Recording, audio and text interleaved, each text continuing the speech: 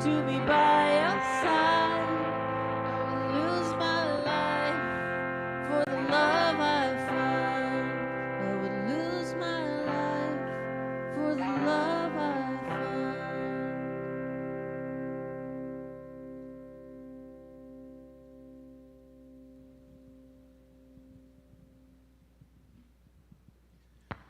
Reading from 1 Samuel 17. Now the Philistines gathered their armies for battle. And there came out from the camp of the Philistines a champion named Goliath of Gath, whose height was 6 cubits and a span. He had a helmet of bronze on his head, and he was armed with a coat of mail. The weight of the coat was 5,000 shekels of bronze. He had greaves of bronze on his legs, and a javelin of bronze slung between his shoulders.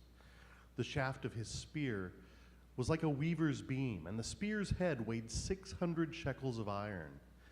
And his shield-bearer went before him. He stood and shouted to the ranks of Israel, "Why have you come out to draw up for battle? Am I not a Philistine? Are you not servants of Saul? Choose a man of yourselves, and let him come down to me. If he is able to fight with me and kill me, then we will all be your servants. But if I prevail against him and kill him, then you shall be our servants and serve us."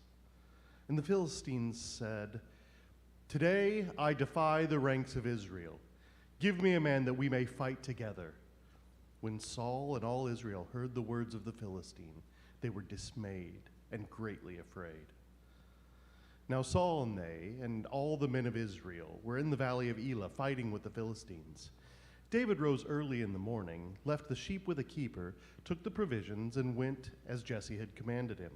He came to the encampment as the army was going forward to the battle line, shouting the war cry. Israel and the Philistines drew up for battle, army against army. David left the things in charge of the keeper of the baggage, ran to the ranks, and went and greeted his brothers.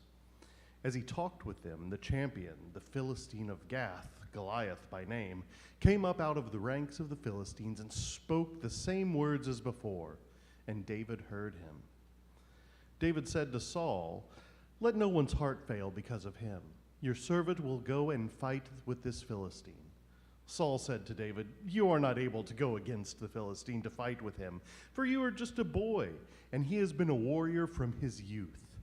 But David said to Saul, "Your servant used to keep sheep for his father, and whenever a lion or bear came and took a lamb from the flock, I went after it and struck it down, rescuing the lamb from its mouth. And if it turned against me, I would catch it by the jaw, strike it down, and kill it. Your servant has killed both lions and bears, and the uncircumcised Philistine shall be like one of them, since he has defied the armies of the living God." David said, "The Lord who saved me from the paw of the lion and from the paw of the bear will save me from the hand of this Philistine." So Saul said to David, "Go, and may the Lord be with you." Saul clothed David with his armor. He put a bronze helmet on his head and clothed him with a coat of mail.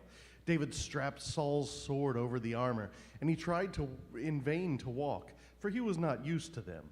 Then David said to Saul, "I cannot walk with these, for I am not used to them." So David removed them. Then he took his staff in his hand and chose 5 smooth stones from the wadi and put them in his shepherd's bag, in the pouch. His sling was in his hand, and he drew near to the Philistine. The Philistine came and drew near to David with his shield-bearer in front of him. When the Philistine looked and saw David, he disdained him, for he was only a youth, ruddy and handsome in appearance. The Philistine said to David, "Am I a dog that you come to me with sticks?" And the Philistine cursed David by his gods. The Philistine said to David, "Come to me, and I will give your flesh to the birds of the air, to the wild animals of the field."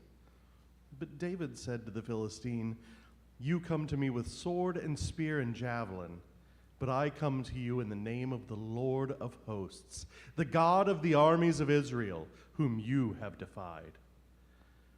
This very day the Lord will deliver you into my hand, and I will strike you down and cut off your head, and I will give the dead bodies of the Philistine army this very day to the birds of the air and to the wild animals of the earth, so that all the earth may know that there is a God in Israel, and that all this assembly may know that the Lord does not save by sword and spear, for the battle is the Lord's, and he will give you into our hand."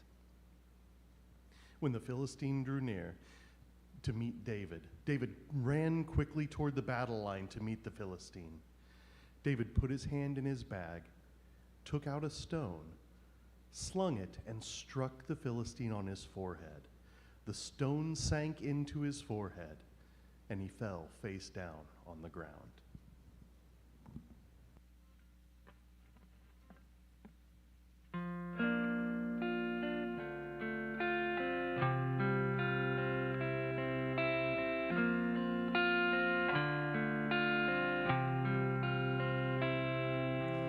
You are the deepening mystery. When life is full of simplicity. You are the nagging doubt, the hideaway doubter. When everyone believes, everyone believes.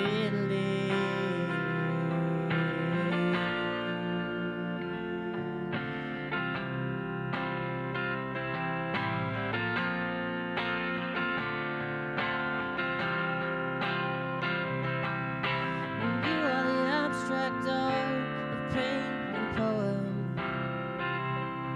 When a propaganda makes everything clear. And you are the thirsty through the desert deep free. When there's water everywhere. You are dark. You are dark. You are dark. When all is bright. You are the silence, the God gone missing. When the din of all belief is deafening. You are the stranger in the nighttime, throwing us to the ground. When all we want to do is get away. You are dark. You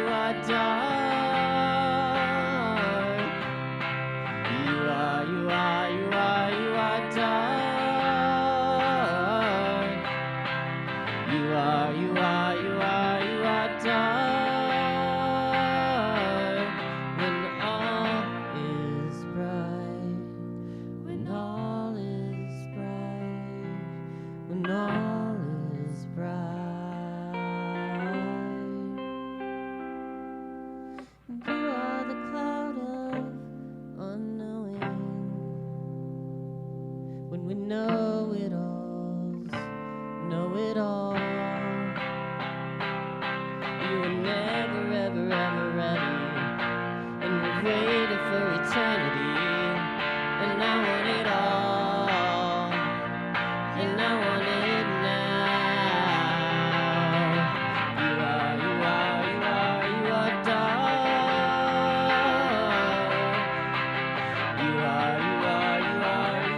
dark.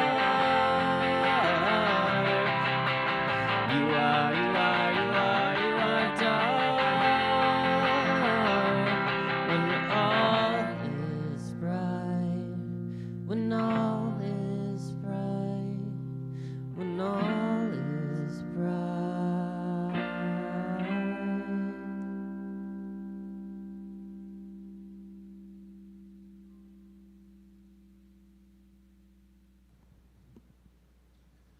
From Job 38, beginning at verse 1. Then the Lord answered Job out of the whirlwind. Who is this that darkens counsel by words without knowledge? Gird up your loins like a man. I will question you, and you shall declare to me. Where were you when I laid the foundation of the earth? Tell me if you have understanding. Who determined its measurements? Surely you know. Or who stretched the line upon it? On what were its bases sunk? Or who laid its cornerstones when the morning stars sang together and all the heavenly beings shouted for joy? Or who shut in the seas with doors when it burst out from the womb? When I made the cloud its garment, and the thick darkness its swaddling band, and prescribed bounds for it, and set bars and doors, and said, thus far shall you come and no further, and here shall your proud waves be stopped.